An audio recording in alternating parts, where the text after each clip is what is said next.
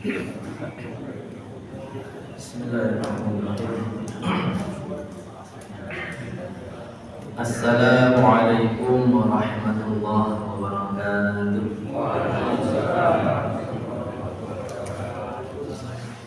Alhamdulillah wa syukrulillah, wassalatu wassalamu ala rasulillah Muhammadin ibn Abdullah wa ala alihi wa sahbihi wa man wala. La hawla wa la quwwata illa billah, amma ba'd. Hadirin hadirat, Bapak Ibu jamaah salat subuh Masjid Al-Ikhlas yang kami hormati dan kami muliakan, dan tentunya yang dirahmati Allah Subhanahu wa taala. Kenging nopo dirahmati Allah, Bapak Ibu? Kenging nopo orang yang di masjid seperti ini selalu diucapkan yang dirahmati Allah? Karena doa bermasjid nopo ini. Nah ini Allahumma ftahli abwaba rahmatika. Rahmatika itu rahmat. Allahumma, ya Allah, Allahumma ftahli, ya Allah, bukakan untukku abwaba rahmatik, pintu-pintu rahmatmu. Di dalam hadis yang lain Rasulullah bersabda yang artinya malaikat itu mendoakan seseorang di antara kalian selama berada di masjid tempat dia sholat, selama dia belum batal wudunya. Ini malaikat doakan. Napa tungoni? Allahumma ighfir lahu, Allahumma arhamhu. Allahumma ighfir lahu, Allahumma arhamhu. Napa niku? Ya Allah, ampuni dosa dia, rahmati dia. Jami bayangkan. Gantung akan sinten malah malaikat. Itulah kenapa bapak-bapak, ibu-ibu ingkang kula hormati lan kula muliakan lan ingkang dirahmati Allah. Rahmat Allah niku luas, termasuk di dalamnya diampuni dosa-dosa, niku dirahmat. Diberi kemudahan hidup, niku dirahmat. Ketika ada masalah diberikan solusi yang tepat dan cepat dan baik, niku dirahmat. Kemudahan rezeki juga rahmat. Kemudahan dalam mencari ilmu dirahmat. Sampai di akhirat nanti pun kita apabila diberi rahmat Allah diberikan surga. Allahumma amin. Monggo kita mensyukuri nikmat ini. Yaitu nikmat pagi masih diberi usia.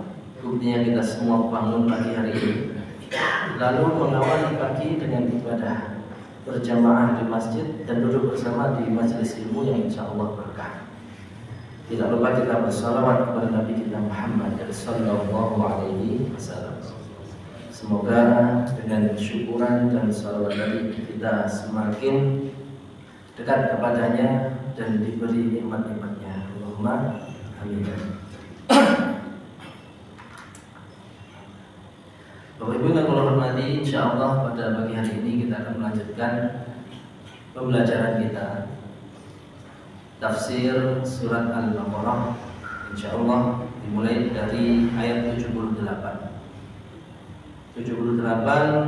dan 79. Nanti kita lihat waktu ya, mungkin cekap dua ayat.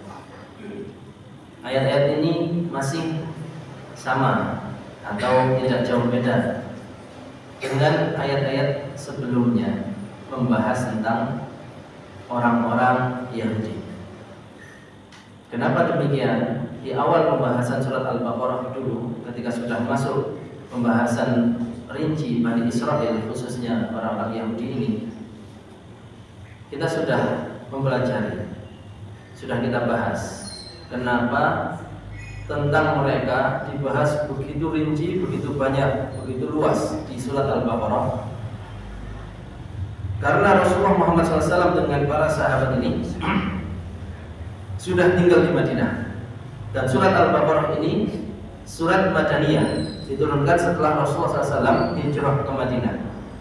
Ketika Rasulullah SAW sudah tinggal di Madinah, sudah ada wilayah, sudah ada warga, rakyat membuat peraturan Di sini Rasulullah hendak membangun suatu daulah Islamiyah. Daulah Islamiyah, negara Islam. Maka perlu mengetahui bagaimana corak dan sikap rakyatnya, umatnya, orang-orang Yahudi diberitahu oleh Allah begini dan begini. Untuk apa? Untuk biar paham. Nah, secara tak langsung pelajaran bagi kita perlu memahami diri sendiri dan memahami orang lain, biar bisa tepat bersikap. Di sini yang akan dibahas adalah orang-orang Yahudi dari kalangan awam dan juga orang-orang Yahudi dari kalangan ahbar. Ahbar itu coro mriki ulamanya, dan keburukan mereka dan kesalahan besar mereka yang akan kita bahas. Lalu apa akibatnya? Tujuannya apa? Kita ketika memahami keburukan, kebusukan, kesalahan dan akibat dari kesalahan itu, tujuannya kita biar tidak niru, biar tidak sampai mengikuti jejak langkah mereka. Karena kita setiap hari itu berumur dan Allah. Ketika sholat, ihdinas siratal mustaqim, tunjukkanlah pada kami jalan yang lurus. Siratal ladzina an'amta 'alaihim, jalan mereka yang kau beri nikmat. Ghairil maghdubi 'alaihim waladdallin, bukan jalan mereka yang kau murkai. Dalam salah satu tafsir, orang yang dimurkai ini adalah orang-orang Yahudi. Waladdallin, bukan juga jalan mereka yang sesat. Ditafsirkan, salah satu penafsirannya adalah orang-orang Nasrani. Kita mulai ayatnya. A'udzubillahi minasyaitonirrajim. Bismillahirrahmanirrahim. Wa minhum ummiyyuna la ya'lamuna al-kitaba illa amaniyya wa inhum illa yadhunnun. Ini ayat 78. Kita baca juga 79. Fawailul lilladzina yaktubuna al-kitaba biaydihim thumma yaquluna hadha min 'indillah yashtaru bihi thamanan qalilan fawailul lahum mimma katabat aydihim wa wailul lahum mimma yaksibun. Kita baca terjemahan dulu, mantul itu kita baca sedikit demi sedikit. Kita cari pelajaran dan hikmah dan peringatan dari dua ayat ini. Dan di antara mereka ada yang buta huruf, tidak memahami kitab Taurat, kecuali hanya berangan-angan dan mereka hanya menduga-duga. Maka celakalah orang-orang yang menulis kitab dengan tangan mereka sendiri, kemudian berkata, ini dari Allah, dengan maksud untuk menjualnya dengan harga yang murah. Maka celakalah mereka karena tulisan tangan mereka, dan celakalah mereka karena apa yang mereka perbuat. Ini 78-79. Wa minhum ummiyyuna la ya'lamuna al-kitab. Wa minhum, dan di antara mereka ini isinya Yahudi. Dan di antara mereka ada ta'ifatun minal jahalatil awami, ummiyun. Ummiyun dari kata ummi. Salah satu yang sering kita dengar, an-nabiyil ummi. Nabi kita pun punya julukan ummi yang tidak dapat baca tulis. Justru tidak dapat baca tulisnya Nabi kita ini bukan aib atau kekurangan, justru menjadi penguat bahwa Al-Quran itu mukjizat dari Allah. Coba bayangkan kalau seandainya Nabi kita Muhammad SAW pandai baca tulis, lalu menyampaikan ayat Al-Quran, orang akan gini, walah paling itu hasil karya sendiri, pintar nulis, pintar moco, paling itu moco-moco, kita kokoh, terus jadi ternyata Rasulullah, umminya Rasulullah SAW ini menjadi penguat akan kemukjizatan Al-Quran berasal dari Allah Subhanahu wa Ta'ala. Mantur nuwun. Ngapain itu lagi sih? Request itu. Biasanya jahit, jahit kopi makan dengan alhamdulillah. Di antara orang-orang Yahudi itu, ada yang ummiyun, ummi, sanes ummi, kalau ummi ibu, ini ya bukan sukun, ada tasydid, ummiyun, aslinya kata ummiyun, artinya orang yang tidak dapat baca tulis. Di antara kalangan Yahudi ini ada ta'ifatun minal jahalatil awam, yaitu sekelompok atau sebagian al-jahalah. Jahalah niki nun sewu. Bodoh padahal. Al-awam, orang awam, pun awam boten purun sinau. Jadilah orang awam yang bodoh. Nah, ini penting bagi kita, jangan sampai menjadi orang yang seperti mereka. Sehingga apa? Mudah, karena bodoh, mudah dibodohi. Mudah kagetan, mudah terdoktrin, mudah ini, sehingga tidak tercerahkan, jumud. Akhirnya menebar fitnah dan lain-lain. Kita teruskan dulu. Kita mencoba mengkaitkan dengan kehidupan kita saat ini. Alladzina la ya'rifuna al-qira'ata wal kitabata. Ciri mereka adalah la ya'rifuna al-qira'ah, tidak mengetahui baca, tidak tahu cara membaca, wal kitabah, dan menulis. Liyattali'u ala ma fit Taurah bi anfusihim wa yatahaqqaqu bima fiha. Sehingga dengan kemampuan baca tulis itu mereka bisa menelaah. Liyattali'u, ittala'a yattali'u. Kalau dalam bahasa Indonesia akhirnya diambil kata-kata menelaah. Itu nggih menelaah gitu. Dari kata-kata tola'a yatla'u itu muncul aslinya. Tola'al badru alaina, ya kan? Itu masyhur, itu qasidah itu. Telah muncul al-badru, bulan purnama, alaina, kepada kita. Niku tasbih, perumpamaan. Nabi diperumpamakan seperti al-badru. Napa niku? Bulan purnama. Ittala'a, melihat. Liyattali'u, bisa menelaah. Ala ma fit Taurati bi anfusihim, bisa menelaah isi kitab Taurat oleh diri mereka sendiri. Wa yatahaqqaqu bima fiha, dan yatahaqqaqu itu memastikan isi kitab Taurat itu. Nah, coba kita pahami sekali lagi. Di antara orang Yahudi ini ada yang nunsewu, bodoh, tidak dapat baca tulis, sehingga mereka itu tidak tahu isi Taurat. Buka Taurat memang sangat moncong, nggak bisa baca. Bagaimana menelaah dan meneliti kebenaran yang disampaikan oleh orang-orang Yahudi yang tokoh-tokoh agamanya ini. Ini kenapa kok diawali dengan ayat ini? Sebelumnya kan kita membahas Allah Subhanahu wa taala memberitahu bahwa di antara ulama-ulama Yahudi, rahib-rahib Yahudi, ahbab harrafu wa badalu, banyak merubah-rubah isi Taurat yang berkenaan dengan Nabi Muhammad sallallahu alaihi wasallam. Kemudian di sini diceritakan oleh Allah korbannya, korban mereka yang merubah-rubah isi Taurat. Akhirnya orang-orang awam ini qalladuhum, derek mereka, mengikuti apa yang mereka serukan, padahal itu adalah tulisan tangan mereka, bukan firman Allah. Maka dikatakan di sini annahum fit dhalali sawaun, baik ulamanya atau orang awamnya sama-sama tersesat.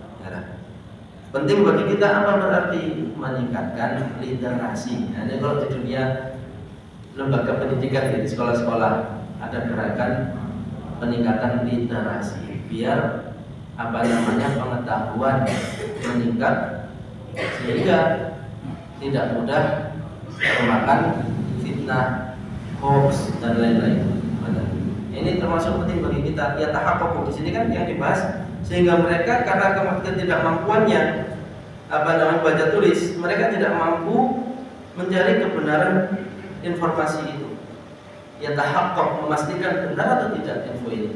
Maka penting bagi kita bahwa menurut saya, kalau dapat video pendek, narasi-narasi yang ujaran kebencian, ketahuilah itu mereka mencari banyak like dan share dan subscriber. Tidak peduli infonya benar atau tidak, yang penting ini FYP for your age. Jadi biar dapat cuan. Kalau benar tidak apa-apa di-share sebanyak-banyaknya. Dengan cara apa? Dicari tahu dulu kebenaran info tersebut. Jangan kita menjadi korban orang-orang yang kagetan. Ini kita langsung share. Cari tahu dulu. Ini apa? Kan berita itu kan harus meliput 5 atau 6 rumusnya. 5W 1H. Apa? Siapa? Kenapa? Di mana? Kapan? Kenapa? Bagaimana? W itu what, who, why, where, when, how. Kalau suatu informasi ini sudah jangan di-share, enggak lengkap, menimbulkan fitnah. Takutnya menimbulkan fitnah. Nah ini ya tahaqquq, mencari kebenaran, memastikan kebenaran informasi mereka tidak mampu. Illa amaniyah. Mereka hanya menduga-duga,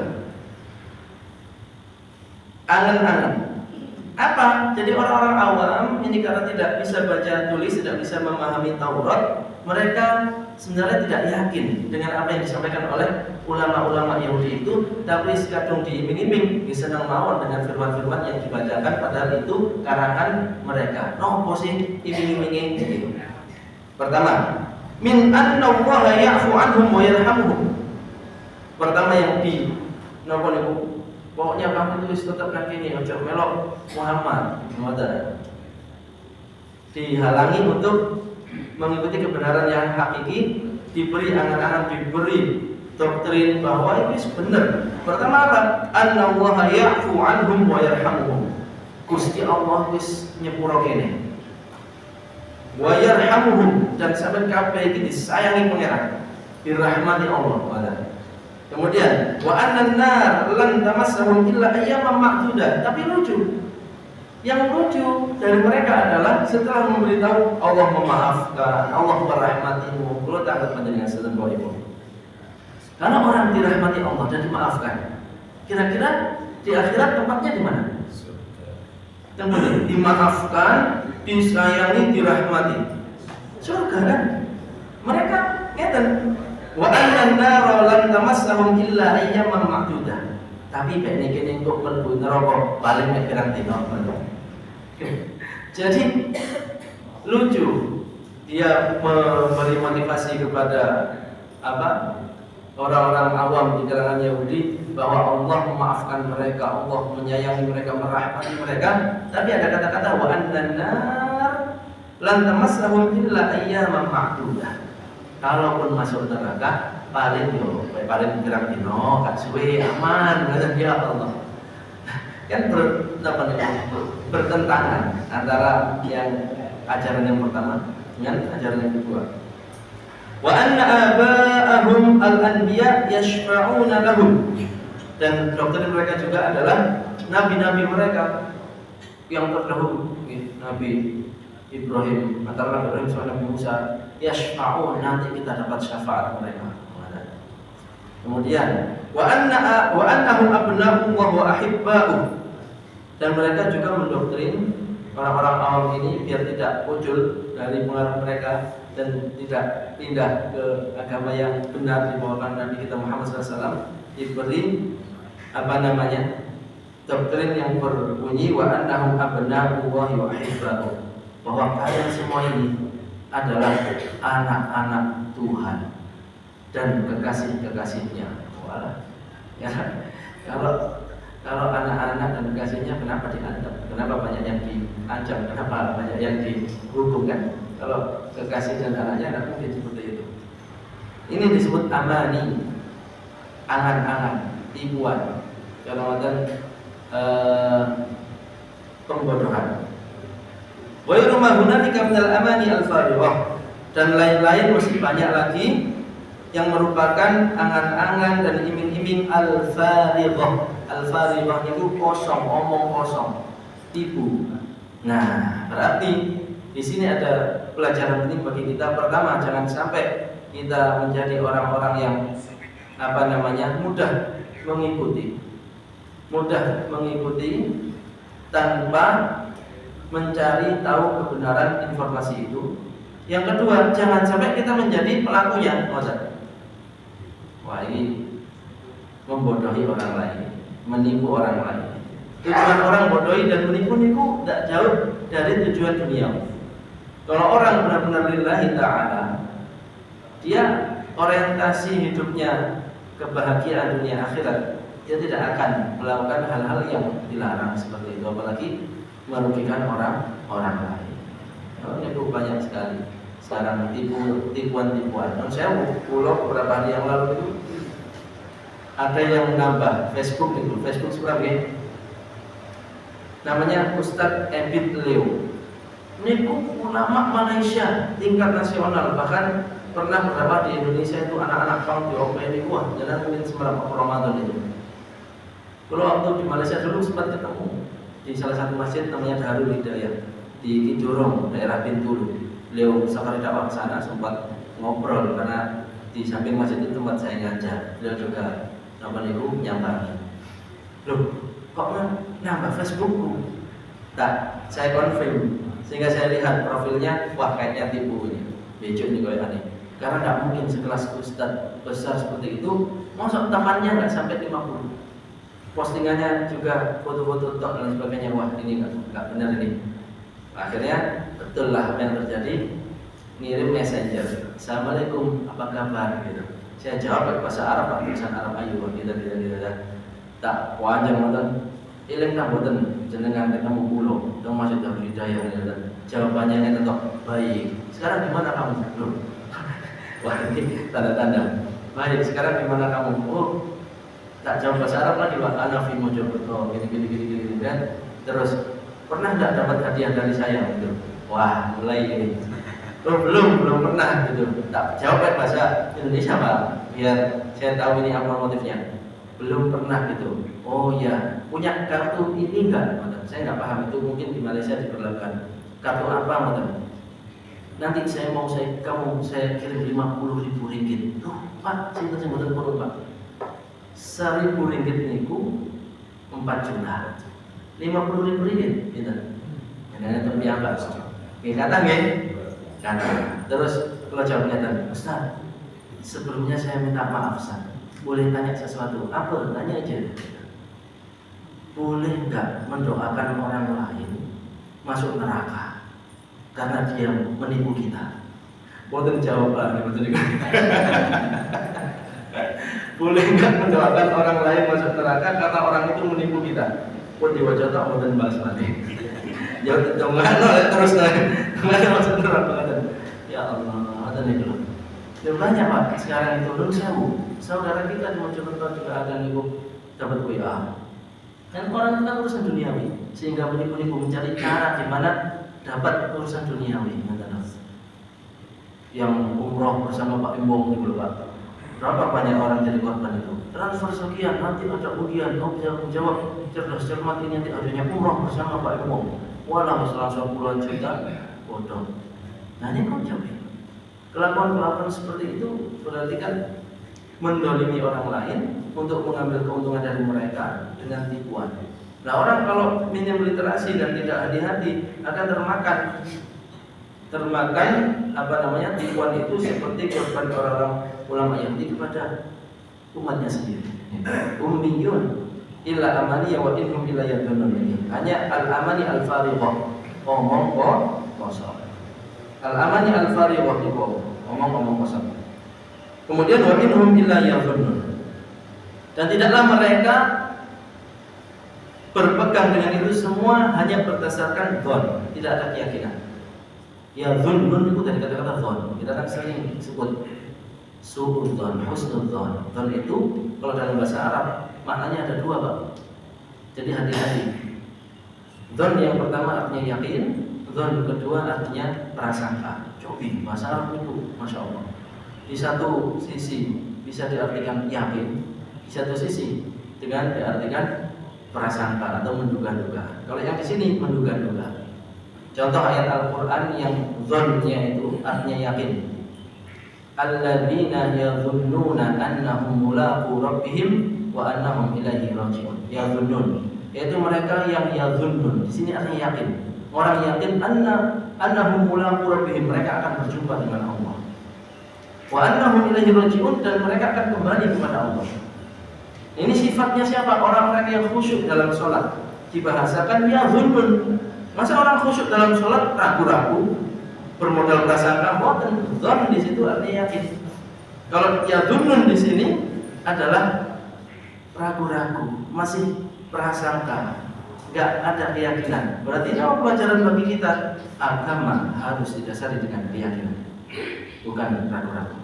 Makanya barang siapa masih ada keraguan dalam hatinya tentang teman akhirat itu, mosok sih, dan ini harus segera diobati, segera di belajar banyak hal sehingga keraguan itu sirna. Makanya banyak cari bukti, cari ini. Kalau kita ada keraguan, jangan, ada hadis yang berbunyi dak ma yaribuka ila ma la yaribuka. Kalau ada yang ragu, tinggalkan, ambil yang yakin. Misal kita mau sholat, memang wis batal dulu.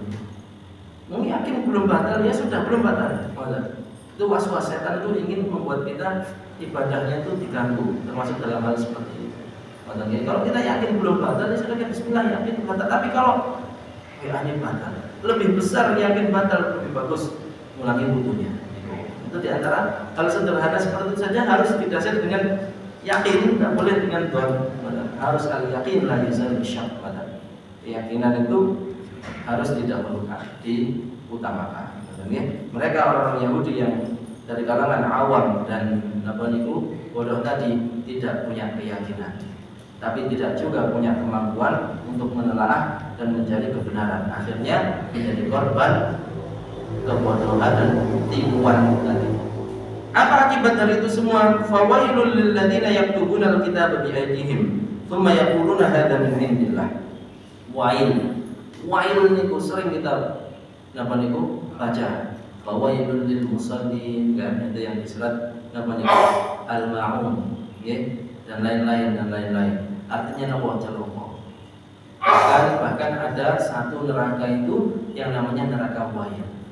Ini memang bukan hanya di situ aja kecelakaan, semua neraka memang tempat kecelakaan, tapi ada nama wail.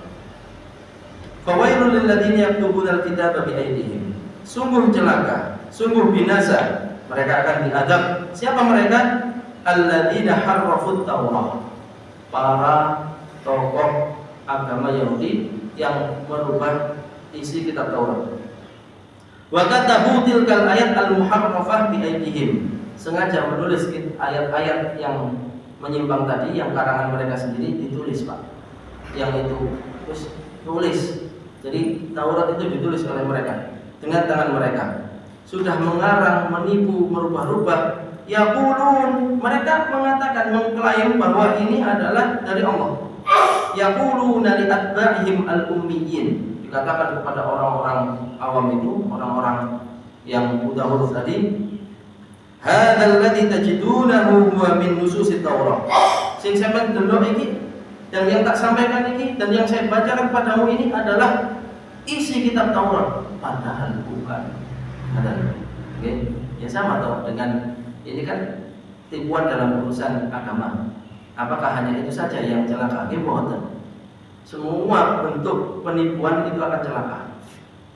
Bahkan dalam suatu hadis niku orang puasa kok melakukan suatu perkataan atau tindakan penipuan, Allah tidak butuh dengan puasanya. Sampai seperti itu.